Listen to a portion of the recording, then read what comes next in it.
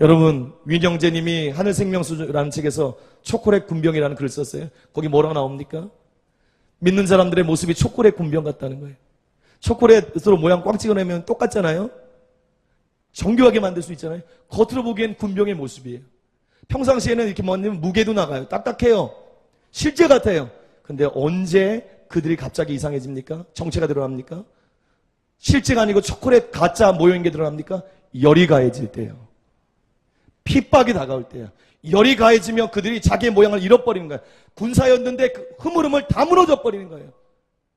주님이 세웠던, 주님을 사랑하는, 주님을 찬양했던, 주님을 기도했던, 주님을 섬겼던 사역자였던 그 모든 것이 와르르 무너지는 거예요. 언제요? 열이 가해질 때. 열이 가해지는 시기가 오고 있어요. 그때에는 주님을 사랑하는 것 외에는 모든 것이 견딜 수 없어요. 성경의 지식 가지고 견딜 수 없어요. 은사의 많은 것 가지고 견딜 수 없어요. 직분과 옛날에 내가 무슨 체험했지 그것 가지고 견딜 수 없는 시대가 옵니다. 유일하게 주님을 사랑하는 뜨거운 심장만 가지고 있을 때 그런 사람들만 견딜 수 있는, 예수님이 십자가를 지실 때 그 발밑에까지 따라갔던 사람은 요한 외에는 다른 제자가 없었어요. 여인들이 있었습니다. 주님을 진짜 사랑했던 여인들만 예수님의 발밑까지 따라갈 수 있었던 거예요. 부흥이 온다. 좋다. 아니요. 부흥이 옵니다. 좋은 일입니다. 핍박과 함께 옵니다. 먼 얘기로 들으시면 안 됩니다. 여러분한테 닥칠 겁니다. 제가 저주하는 게 아니라 여러분한테 일이 있을 겁니다. 저와 여러분에게 일이 있을 겁니다. 그게 곧 다가올 겁니다. 여러분과 제가 어떤 마음이 있어야 돼요? 주님을 진짜 사랑해야 되는 거예요. 이전보다 더 사랑해야 되는 거예요. 어느 정도 사랑해요? 어제 김목경 목사님 말씀한 것처럼 마음을 다할 뿐만 아니라 목숨을 다해 사랑해야 될 때예요. 뜻과 힘과 함께 목숨을 다해 사랑할 때예요. 여러분, 이 수련회가 가기 전에 주님 앞에 진짜 한 번 더 기도해야 돼요. 목숨을 다해 주님을 사랑할 수 있도록 성령님 나를 준비시켜달라고. 내가 초콜릿 곤병인지 모릅니다. 여러분, 우리의 선조들은 이렇게 신앙생활을 했어요. 그래서 우리가 예수 믿는 걸 아직도 지키고 있는 거예요. 그래서 그 열매, 그 유산을 먹고 있는 거예요. 우리 선조들, 많은 사람들이 이렇게 했어요. 일제강점기 때 조선을 잘 지배하고 대륙을 또 이렇게 점령하기 위해서 일본이 사용한 사상이 있지요. 방법이 있습니다. 그게 신사참배예요. 아실 거예요. 처음에도 있었어요. 근데 이게 점점 강해지다가 1930년 중반부터 심해졌어요. 그때는 전에는 조금 이렇게 봐주다가 그때는 예를 들어서 학교에서 신사참배 기독교 학교조차도 안 하면 폐교시켜버렸어요. 잡아넣었어요. 극렬한 핍박이 시작됐습니다. 열이 조금 가해졌던데 전에는 이제 극렬한 핍박이 기독교인들에게 시작됐어요. 그때 많은 사람들이 고개를 숙였어요. 많은 목사들이 고개를 숙였어요. 안 숙일 것 같았는데 많은 기독교 학교에서 고개를 숙였어요. 우상에게. 그때 소수가 신사참배를 거부하는 운동을 했습니다. 그 중에 누가 있었냐면 평양 산정형교회에 주기철 목사님 있었어요. 주기철 목사님 들어보셨을 거예요. 그것 때문에 그들이 주기철 목사님을 타겟으로 괴롭혔어요. 그냥 순교하면 좋은데 그냥 쉽게 죽이지 않았어요. 그가 회유하는 모습을 사람들에게 보여주고 싶었어요. 1938년부터 44년까지 5년 4개월 동안 잡아넣었다가 뺐다가 잡아넣었다가 모진 고난을 하고 회유했다가 또 보냈다가 가족을 보고 마음이 흔들리게 했다가 다시 오게 하고 또 고민하고 그들 앞에서 굽히지 않았어요. 마음의 온도가 식지 않았어요. 옥중에서 주기철 목사님이 그렇게 고백했습니다. 주님을 위해서 오는 회유하는데 회유를 안 듣는 거예요. 그리고 그렇게 고백하는 거예요. 다른 사람들한테. 주님을 위하여 오는 고난을 내가 피하다가 이 다음에 내 무슨 낯으로 주님을 대하오리까. 이제 당하는 수욕을 내가 피하였다가 이 다음에 주님이 너는 내 이름과 평안과 즐거움을 받아 누리고 고난의 잔은 어찌하고 왔느냐 물으시면 나는 무슨 말로 답하겠습니까? 마음을 흐리지 않았어요. 고난을 많이 받고 나서 마지막에 너무 몸이 지친 상태로 다시 돌려보냈어요. 그때 옥고를 치르고 나서 산정형교회 가서 강단에서 주기철 목사님이 그렇게 설교했습니다. 뭐라고 설교했어요? 유명한 거라 여러분 많이 아실 거예요. 제가 다시 한번 읽어드리겠습니다. 전 주님 아닌 것은 절대 경배할 수 없습니다. 설령 제 목숨을 가져간다 할지라도 전 경배하지 않을 것입니다. 경배의 흉내도 내지 않을 것입니다. 어떤 이는 나에게 왜 괜한 일로 목숨을 거느냐고 말을 합니다. 또 다른 이는 가족 생각은 않고 자기 이익만을 주장한다고 말합니다. 한 친구는 우리가 진심으로 한 것이 아니니 그건 주님 앞에 문제가 될 것이 없다고 합니다. 이제는 적절히 타협하자고 먼 훗날을 기약해서 한 걸음 물러서자고 합니다.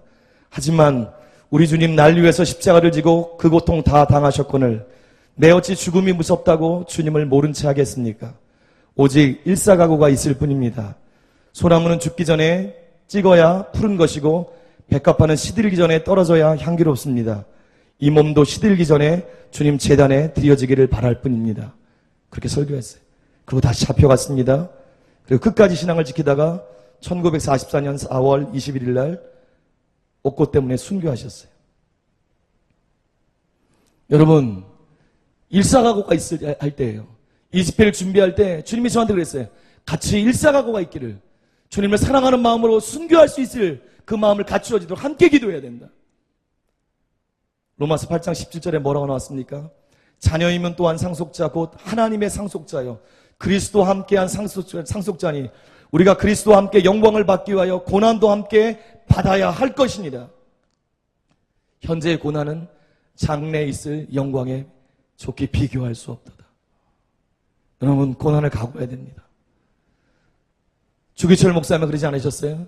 초대교회 대부분의 모든 성도들이 다 그 길을 갔습니다. 예수님을 주로 고백한 것 때문에, 가이사가 아니라 예수님만이 나의 유일한 주라 고백한 것 때문에 우리가 아는 것처럼 원형 경기장에서 사자의 먹잇감, 사자가 뜯고 찢었어요. 심지어는 기름을 발라서 묶어서 불을 질러서 밤에 가로등처럼 사용했어요. 각종 고문과 목을 자르고 핍박을 받고 순교했습니다. 너무나 많은 사람들이. 어떤 일이 있어요? 한 사람이 순교하면 더 많은 사람들이 일어났어요. 절대 물러가지 않았습니다. 복수가 쓴 순교사와 있는 것처럼 사도 요한 외에는 베드로, 마태, 빌립, 도마, 바돌로메 전부 다 순교했어요. 그리고 더 중요한 것은 그 길을 두려워하지 않았어요. 그 길을 영광스럽게 생각했습니다. 사도 안도레는 어떤 일이 있었어요? 세바스토폴리스라는 곳에서 에기스라는 로마 집정관에 의해서 사형 선고를 받았어요. 죽기 전에 한 번 더 얘기했어요. 네가 거부하면 내가 살려줄 것이다. 뭐라고 그랬어요? 절대 거부했습니다. 그리고 형이 집행되는 십자가 세워진 그 장소로 이동하고 있었어요. 다른 사람들이 보기에는 기가 죽고 막 떨 줄 알았어요. 근데 그게 아니었습니다.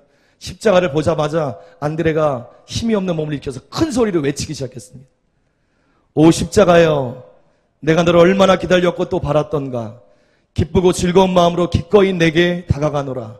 항상 너를 연모하는 마음이 깊어 언제나 너를 끊어 안으려나 고대했던 내가 이제 주님의 제자가 되어 내게 매달리는구나. 여러분, 초대교회 성도도 이렇게 살았습니다. 주님을 사랑했어요. 주기철 목사님뿐만 아니라 초대교회 성도들 다 이렇게 살았어요. 그 마음에 주님을 사랑하는 일사각오가 있었어요. 내가 죽으면 죽으리라. 내가 이 땅에서 죽고 예수의 생명으로 다시 태어나리라. 내가 그 주님, 사랑하는 주님 앞에 내가 죽는 것은 주님이 나를 먼저 사랑했기 때문에, 주님이 내가 사랑하느냐 묻기 전에 나는 너를 사랑한다 말씀하시는, 속으로 말씀하신 것처럼 주님이 먼저 그 길을 가셨기 때문에 그 주님의 사랑 앞에 내가 이 길을 나도 따라가노라. 여러분과 저에게 가장 절실한 것이 무엇입니까? 부흥의 때가 오고 있어요. 어제 기도하는데 이 부흥회를 준비하면서, 이 수련회를 진행하면서 수련회가 너무너무 중요한 줄 알았어요. 부흥의 어떤 중요한 시점이 우리에게 될 거라는 것을 알았어요. 너무 오랫동안 청년들과 함께 기도했습니다. 기도의 제목을 주고 기도하게 했어요. 근데 진행되면서 어떻게 될지를 잘 모르겠는 거예요. 정직하게 해서. 수련회가 막상 진행되니까 은혜는 주어지는데 명확한 그림이 안 보이는 거예요. 어떻게, 이게 수련회가 무슨 의미입니까, 주님? 어저께 김목교 목사님 말씀을 듣는데 주님이 알게 하더라고요. 부흥을 준비하는 수련회 맞다. 근데 그 시작이 무엇인 줄 아느냐? 따라 보실래요? 부흥의 문이 열리는 시작은 하나님과의 진정한 관계 회복부터 시작된다. 기도하다가 갑자기 하늘에서 은사와 불이 막 임하는 게 아니라는 거예요. 갑자기 놀라운 체험을 하는 게 다가 아니라는 거예요. 주님의 진짜 부흥, 진짜 일은 어떻게 시작하나? 식었던 우리 마음이 하나님께로 향하게 될 때, 주님을 미지근하게 사랑했던, 주님이 라오디게아의 교회를 향해서 너희가 부유하다 하지만 너에게 많은 것이 있지만 내 마음이 나는 너희를 토해내고 싶다. 내 마음이 미지근하다. 그 주님의 음성을 듣고 우리가 주님과 회개하고 관계가 새로워지기 시작할 때 거기서부터 부흥이 시작된다는 거예요. 관계 회복을 위한 수련회입니다. 여러분과 저의 마음의 관계 회복을 위해 수련회입니다. 그게 주님과의 관계가 회복될 때 모든 것을 여는 열쇠입니다.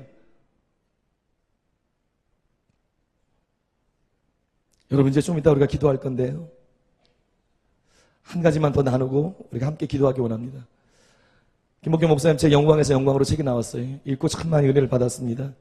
근데 그 많은 것 중에 제가 이렇게 줄 쳐놓은 몇 군데 빨리 읽느라고 줄도 많이 못 쳤어요. 다음에 한번 더 읽으려고 궁금해서. 뒷부분에 제가 이렇게 줄을 쳤던 몇 부분이 있어요. 그 중에 한 부분이에요. 부흥과 관련 있는 거예요. 여러분과 제 삶과 관련 있는 거예요. 김복경 목사님이 기도하고 임은동에서 그 여자분들과 함께 기도하고 막 그랬을 때 주님이 어느 순간 부흥을 주고 새로운 하나님의 길을 여시면서 그때 저희 담임 목사님과 이렇게 연결시키는 과정이었어요. 그때 김복경 목사님이 그걸 보고 새로운 일을 행하겠다고 주님이 담임 목사님을 만나게 하시고 그랬을 때 그렇게 고백했다고 그래요. 그러나 저는 너무나 의아했습니다.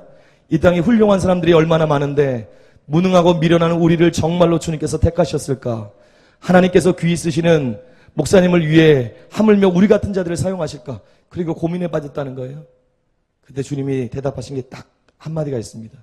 그게 뭐냐면 따라해 보실래요? 자격은 바로 나를 사랑하는 것, 그것이 전부이다. 이게 전부예요, 여러분. 주님과의 진짜 관계, 대붕의 주역의 가장 첫 번째 자격이 뭔지 아세요? 주님을 사랑하는 거예요. 주님의 친구가 되고 영원한 승리자가 되는 첫 번째 자격이 뭔지 아십니까? 주님을 사랑하는 거예요. 우리가 순교할 수도 있고 핍박 가운데서 견딜 수 있는 그 첫 번째 능력, 조건이 뭔지 아십니까?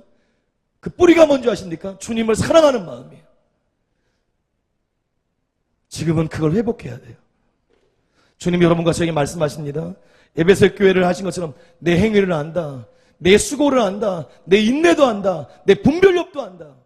그러나 내가 너희를 책망할 것이니 내가 처음 사랑을 버렸노라. 어디서 떨어지지 생각하고 마음을 일으켜라. 여러분과 저에게 가장 중요한 게 무엇입니까? 절실한 게 무엇입니까? 주님을 사랑하는 마음을 회복하는 거예요. 죽음이 무서워하지 않을 정도로, 죽음을 두려워하지 않도록 주님을 의지하기 때문에, 주님을 사랑하기 때문에 그럴 정도로 우리의 심장의 온도가, 주님을 사랑하는 온도가 진짜 다시 올라가는 거예요.